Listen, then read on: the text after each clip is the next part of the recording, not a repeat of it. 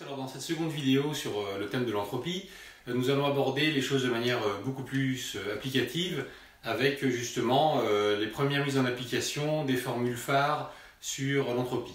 Alors comme on l'a déjà vu dans la première vidéo explicative, l'entropie va raconter des phénomènes réversibles ou irréversibles. D'accord ? C'est-à-dire que grâce à l'entropie et à la création d'entropie, on pourra savoir si un phénomène est irréversible.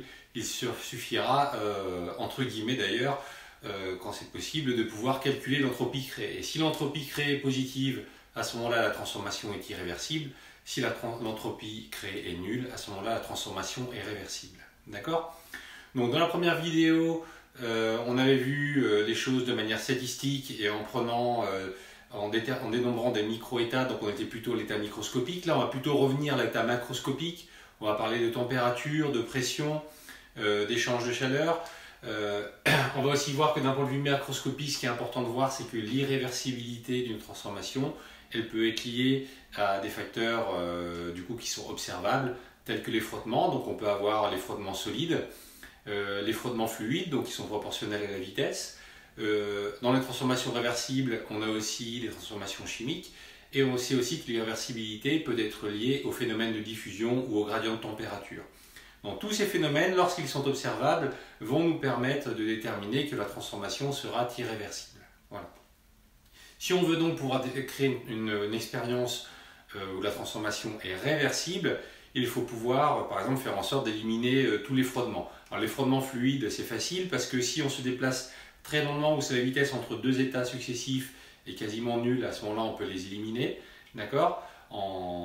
Et pour les frottements solides, ils seront un peu plus difficiles à éliminer puisque c'est le contact entre deux pièces. Donc en général, pour éliminer les frottements solides, on utilise un lubrifiant. Donc dans ces cas-là, on peut se rapprocher de quelque chose, on va dire dans un état limite où on peut presque aller vers la réversibilité. Voilà. Donc ça, c'était pour la petite parenthèse.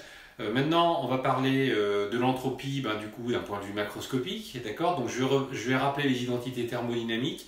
Et donc dans cette vidéo, l'objectif majeur, c'est d'être capable de calculer l'entropie totale pour un système dans le cas des transformations de référence. On verra dans une autre vidéo comment calculer l'entropie créée. Voilà. Alors donc, dans les identités thermodynamiques qui sont importantes pour l'entropie, on a donc la première qui est du égale TdS moins PDV. Voilà. Donc ça, c'est la première identité thermodynamique. D'accord, qui relie l'énergie interne. On voit par identification en fait que dans le TdS, on a en fait l'échange de chaleur, ok, et le moins PDV ici qui traduit notre travail habituel. D'accord ? Voilà. Donc ça, c'est la première identité thermodynamique qui est importante de connaître, d'accord, avec laquelle on va pouvoir faire pas mal de calculs.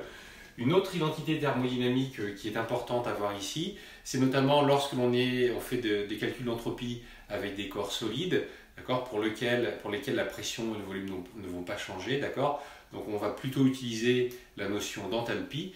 Et pour la notion d'enthalpie ici, on va pouvoir la reprendre et essayer de la retrouver, puisque vous savez que pour l'enthalpie, j'ai H qui est égal à U plus PV. D'accord ? Donc si je différencie ici, je vais avoir dH qui va être égal à du plus PDV plus VDP. D'accord ? Donc à partir de là, en reprenant la première identité thermodynamique qui est ici, d'accord, je vais donc avoir dH qui va être égal à TdS moins PDV plus PDV plus VDP. D'accord ? Donc ces termes-là, on voit, ça se simplifie. Et donc je vais avoir ici dH qui va être égal à TdS plus VDP. D'accord ? Donc ça, c'est une autre identité thermodynamique. Donc les deux identités thermodynamiques dont vous allez vous servir assez souvent sont celle-ci et celle-ci. Donc voilà pour les présentations d'un point de vue, on va dire, formule, donc ce qui va nous servir pour faire des calculs, parce qu'aujourd'hui, on va essentiellement faire des calculs. Okay ? Donc on va revenir un peu maintenant sur le principe de l'entropie totale et ensuite faire nos calculs pour les transformations de référence.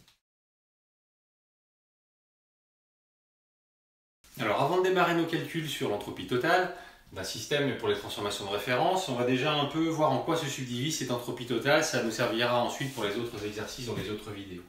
Donc admettons par exemple ici, j'ai un système A qui est délimité par une surface sigma, d'accord, la température ici est TA, là j'ai la température extérieure. J'ai une différence de température entre les deux. Ok, ici je suis à la température T sigma, qu'on va prendre égale à la température extérieure. Ok, et donc cette différence de température va engendrer ici un échange de chaleur. Donc ça veut dire que entre l'extérieur et le système A, je vais avoir un échange de chaleur. Alors j'ai mis double flèche parce que ici, comme je ne précise pas entre TA et Tx laquelle des deux est la plus grande, du coup je reste dans le cas général et donc le signe de la chaleur de Q échangé va dépendre en fait de laquelle des deux températures entre TA et Tx est la plus grande. D'accord? Voilà.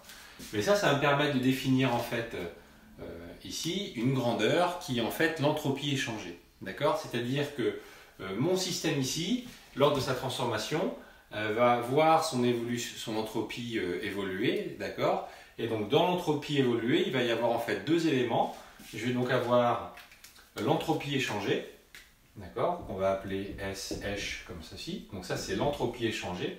Et l'entropie échangée, en fait ça va être la somme des échanges, ça va être l'intégrale totale des échanges de chaleur avec l'extérieur, d'accord? Donc ça va être égal ici à Q échangé sur la température à la surface. D'accord? Voilà donc pour l'entropie échangée. Et puis on l'a vu, ça c'est quasiment inévitable ici, et c'est le cœur du second principe de la thermodynamique, c'est l'irréversibilité. D'accord? Donc ce qui va m'intéresser aussi, c'est être capable de déterminer l'entropie créée. D'accord?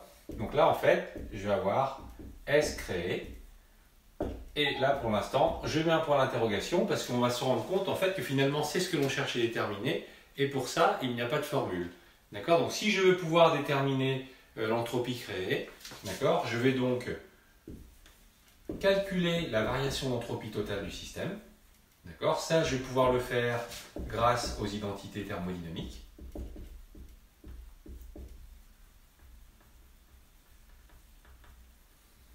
On a présenté en début de vidéo. Ok, et ça se subdivise en deux choses. D'accord? L'entropie échangée et l'entropie créée. Voilà. Donc ça, je peux calculer grâce aux identités thermodynamiques. L'entropie échangée, j'ai aussi une formule pour pouvoir la déterminer. En faisant simplement la soustraction des deux, je pourrais déterminer l'entropie créée et savoir si elle est positive ou nulle, et donc savoir si ma transformation est réversible ou pas. D'accord? Donc ce que l'on va faire maintenant, c'est on va déterminer la variation d'entropie totale pour un système quelconque, mais pas si quelconque que ça, parce que ça va être le gaz parfait, d'accord? Et ensuite, on va rentrer dans les cas particuliers, c'est-à-dire faire la transformation isobar, isotherme, isocore, et puis la dernière, d'accord, la diabatique, qui est un cas intéressant dans le second principe de la thermodynamique. Alors nous allons nous charger maintenant de calculer cette variation d'entropie pour un système donné ici qui sera un gaz parfait. D'accord? Donc je vais utiliser en fait les identités thermodynamiques.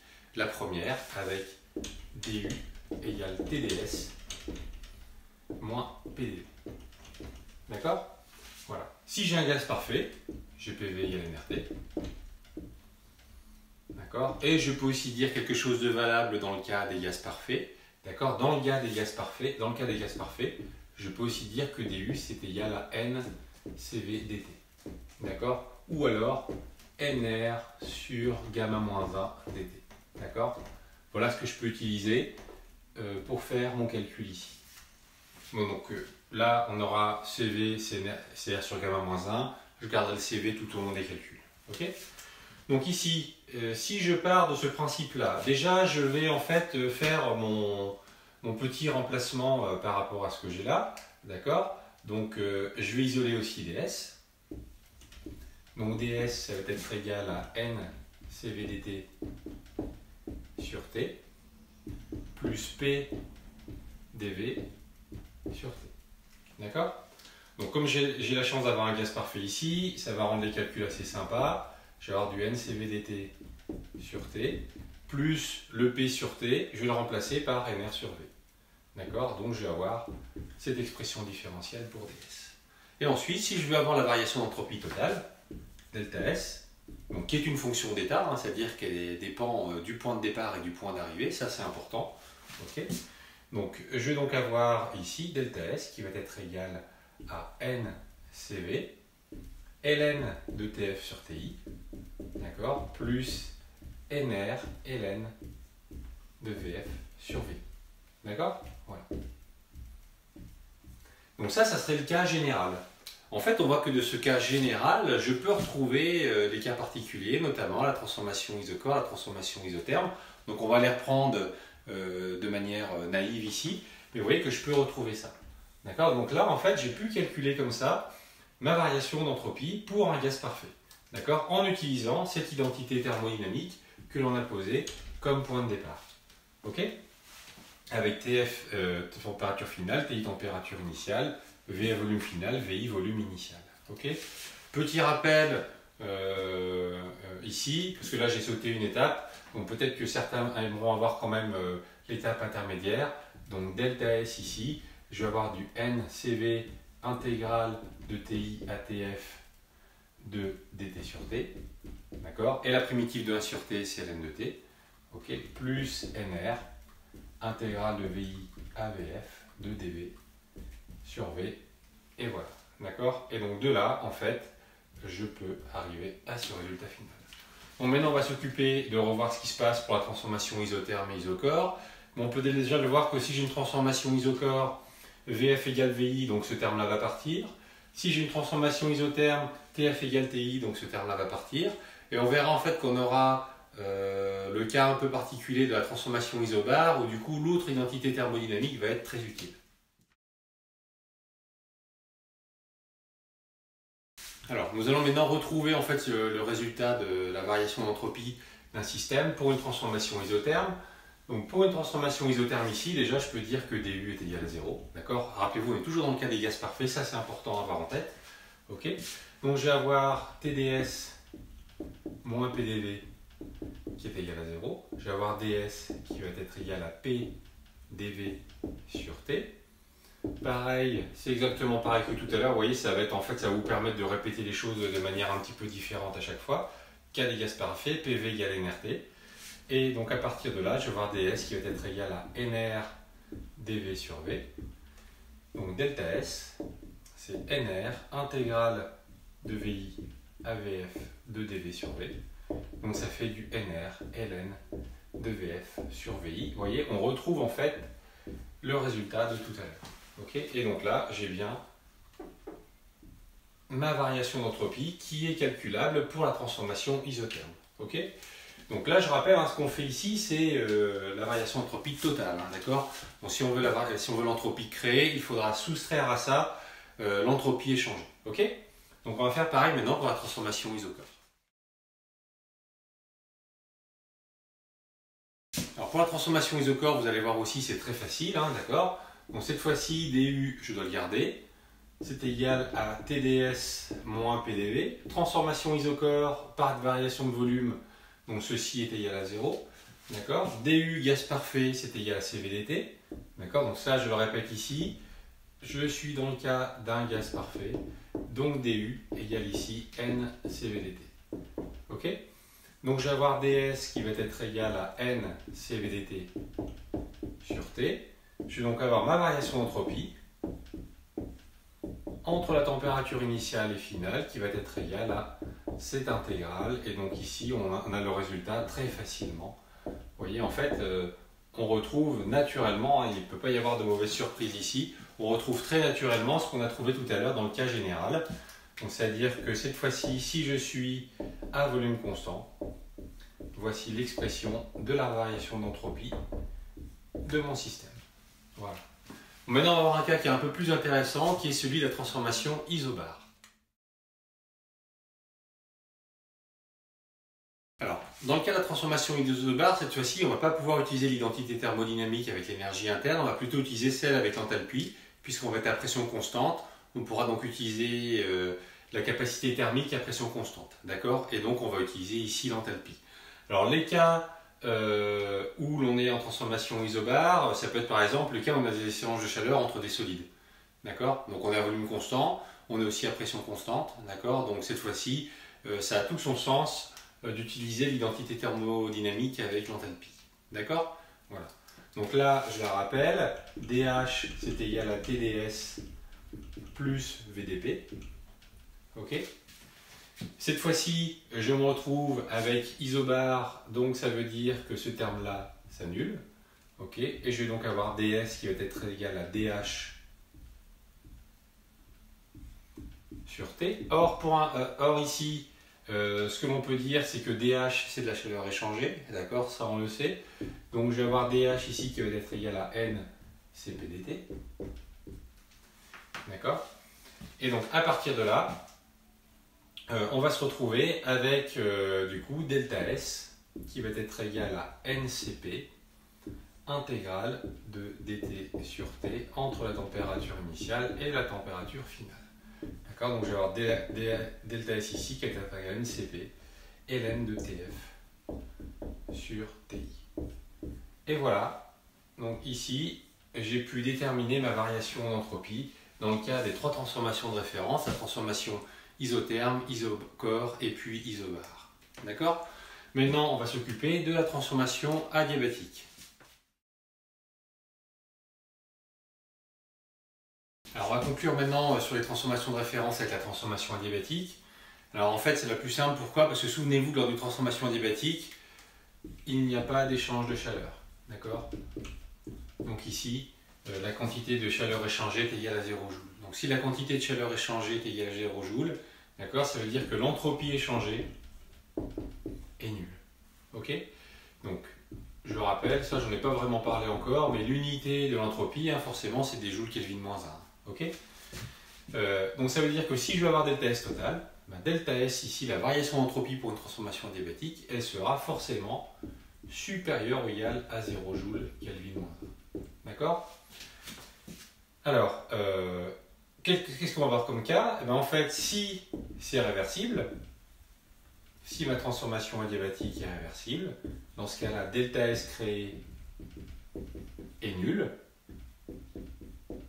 Ok, et donc dans ce cas-là, delta S égale 0 joule Kelvin moins 1. Si par contre c'est irréversible, à ce moment-là, delta S créé est strictement positif, et donc delta S est strictement positive aussi. Voilà donc pour le cas de la transformation adiabatique.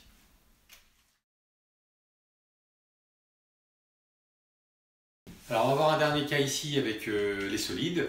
Donc pour un solide, on va prendre sa capacité thermique massique que j'ai noté grand C ici.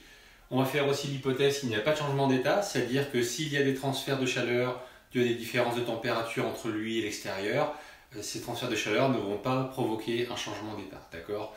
Donc il ne passera pas à l'état liquide.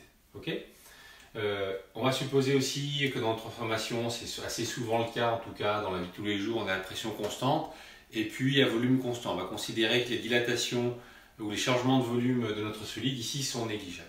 D'accord?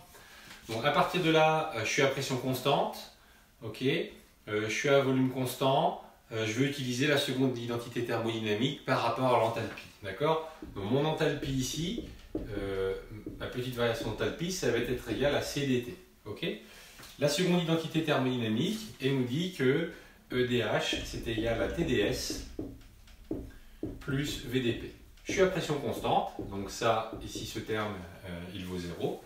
Je vais donc avoir ds qui va être égal à CdT sur T. Donc vous voyez, d'un point de vue calculatoire, c'est vraiment simple, vous l'avez déjà fait ici. Donc je vais avoir delta S ici qui va être égal à C ln de TF sur TI. Comme ça, ici, j'ai la variation d'entropie pour un corps solide, d'accord, sans changement d'état, à pression constante et à volume constant. Voilà. Donc maintenant, on va passer du coup à un premier exemple de calcul de variation d'entropie avec du coup un corps solide en contact avec un thermostat. Alors, ce que nous allons voir maintenant, en fait, c'est un premier exemple de méthodologie pour calculer l'entropie créée. D'accord? Donc, on va prendre un solide S en contact avec un thermostat. Alors, qu'est-ce qu'un thermostat? Un thermostat, en fait, c'est un système avec une capacité thermique infinie, d'accord, qui n'échange pas de travail avec l'extérieur et qui échange uniquement de la chaleur. D'accord? donc on peut considérer et dont la température reste inchangée. Ça c'est vraiment le terme important ici. Donc pour un thermostat, même s'il y a des échanges de chaleur avec le solide S, d'accord, ça ne va pas affecter sa température. Des exemples de thermostats classiques, hein, c'est un lac, l'air ambiant. Vous voyez, ça ce sont des thermostats classiques ou des très grands volumes d'eau. Okay, alors donc notre système S, on va le mettre ici. D'accord, donc ça c'est mon solide S et il est en contact avec le thermostat que je vais appeler ici sigma. D'accord, donc là j'ai une température TS, ici j'ai une température T sigma et je vais donc avoir un échange de chaleur entre le thermostat et le solide S. D'accord, donc ici j'ai un solide S, donc je vais être à pression constante. Je vais être aussi à volume constant. D'accord, donc on se retrouve exactement dans la situation de tout à l'heure. D'accord, donc on va pouvoir utiliser l'enthalpie. Donc dH ici qui va être égal à C dt, avec du coup ici le C qui est la capacité thermique massique de mon solide. Okay, la capacité thermique même tout court de mon solide, hein, pardon. Si j'étais sur la capacité thermique massique, il aurait fallu multiplier par la masse. Okay, donc on a ça ici. Du coup, la chaleur échangée avec, pour le solide avec le thermostat, d'accord, bah, cette chaleur échangée, ça va être égal à Q sur T sigma, d'accord. Donc, l'entropie échangée. Donc l'entropie échangée, S échangée ici, d'après la formule que l'on a, on va l'utiliser ici, hein, donc ça va être intégrale, ici, de Q échangé sur la température du thermostat que je vais appeler T sigma ici. Okay, donc, je fais mon calcul. Je vais être ici entre, en fait, la température, l'entropie échangée va me faire évoluer en fait d'une température TS vers une température d'équilibre. D'accord, c'est-à-dire qu'à un moment donné, je vais atteindre une température d'équilibre ici. D'accord, que l'on va laisser pour l'instant comme étant TEC. D'accord. Donc ici, ce que je peux sortir de l'intégrale, ok, on va le voir après. Donc la quantité de chaleur échangée, c'est égal à C dt sur T sigma entre TS et TEC. D'accord. Mais finalement, T sigma, c'est une constante, donc je vais pouvoir le sortir de l'intégrale. Okay, et puis finalement, là pour l'instant, vous avez vu, je parlais d'une température d'équilibre. Mais qu'est-ce que peut valoir cette température d'équilibre en fait? D'accord. On sait que le thermostat, lui, va rester à la température T sigma quoi qu'il arrive. Donc ça veut dire que si par exemple je mets une plaque d'acier à une certaine température dans un lac par exemple, à un moment donné la plaque d'acier va acquérir la température du lac pour que ça s'homogénéise. Okay, donc ça veut dire que déjà ici, je peux aussi dire que Tx est égal à T sigma. Donc maintenant, mon entropie échangée, ça va être égal ici à C T sigma moins Ts, le tout sur T sigma. D'accord? Voilà, j'ai calculé l'entropie échangée ici pour mon système S, c'est-à-dire pour le solide S. Ça c'est important, hein, ok? Donc là, ce que je calcule ici, c'est pour le solide S. Si je prenais maintenant le thermostat, l'entropie échangée par le thermostat, ça serait l'opposé de celle-ci, puisque la chaleur échangée serait l'opposé, puisqu'il y en a un qui va donner et l'autre recevoir. Ok? Voilà. Donc voilà pour l'entropie échangée. Maintenant, on va s'occuper de calculer l'entropie totale. Hein, on l'a déjà fait, c'est assez simple ici. Et on aura donc notre entropie créée. Alors nous allons calculer la variation d'entropie. Donc pour calculer la variation d'entropie, c'est très facile. D'accord, on l'a déjà fait. Donc ici, je ne vais pas le reprendre. Je sais que delta S ici, ça va être égal à C ln de la température finale, T sigma, sur la température initiale, qui est la température du solide. D'accord? Et donc voilà pour delta S. Je rappelle ce que j'ai pour l'entropie échangée. Donc pour l'entropie échangée, d'accord, j'avais ici du C, T sigma moins TS sur TS. Ok? Donc je peux éventuellement simplifier en T, c'est T sigma sur... c'est T sigma ici, hein, d'accord? Donc T sigma, donc là, au niveau des simplifications, je vais avoir du 1 moins TS sur T sigma. Voilà. Ok? Donc à partir de là, j'ai mon entropie totale. ma variation d'entropie totale, mon entropie est changée, donc je vais avoir ici S créé, qui va être égal à C ln de T sigma sur Ts, moins C 1 moins Ts sur T sigma. Voilà. Donc à partir de là, je peux factoriser.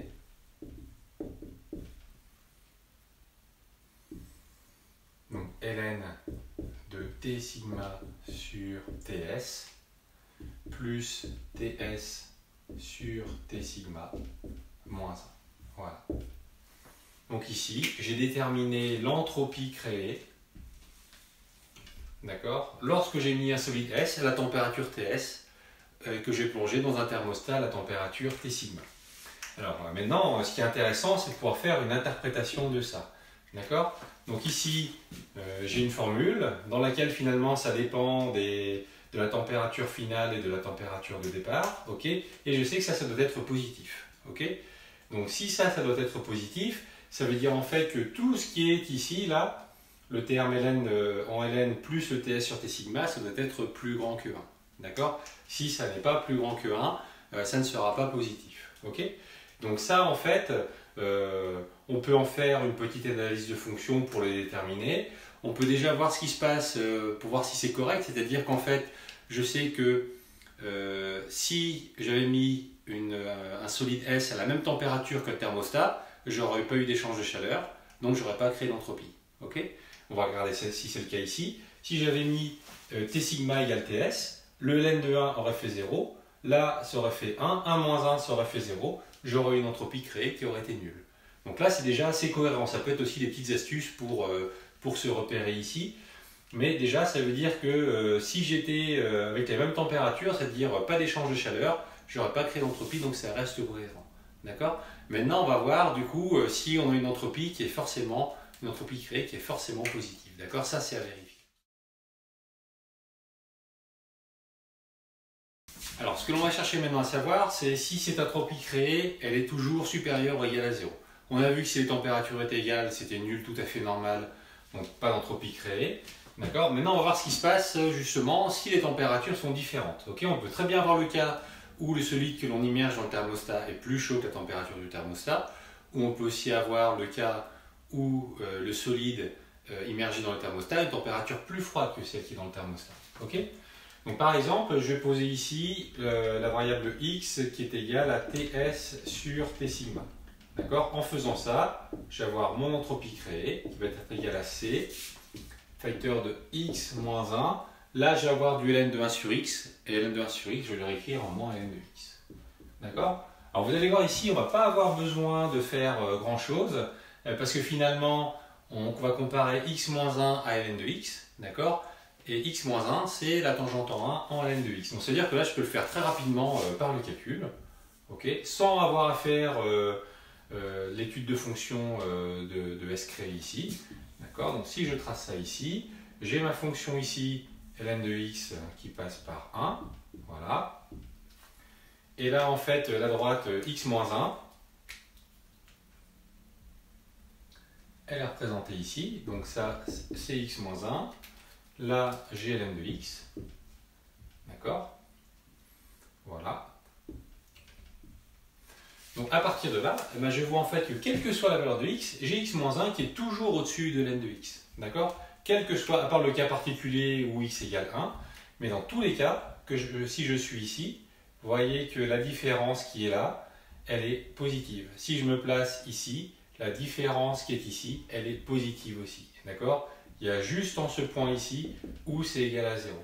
Donc là, en fait, on le voit mathématiquement, en fait, hein, d'accord? Donc là, c'est bien posé ici que S créé est forcément supérieur ou égal à 0. Donc j'ai bien de la création d'entropie et on va dire dans le cas où les températures sont égales, il n'y a plus de création d'entropie. D'accord? Voilà. Donc ça veut dire qu'en fait, finalement, le maximum d'entropie créée sera atteint lorsque les deux systèmes auront atteint la température d'équilibre qui est ici celle du thermostat. D'accord? Mais par contre, on voit bien que c'est une transformation qui est irréversible puisque l'entropie totale ici est forcément positive au départ. Voilà, donc pour cette première partie sur les calculs d'entropie, il y aura une vidéo qui suivra bientôt pour justement rentrer dans des résolutions d'exercices types sur le calcul de l'entropie créée.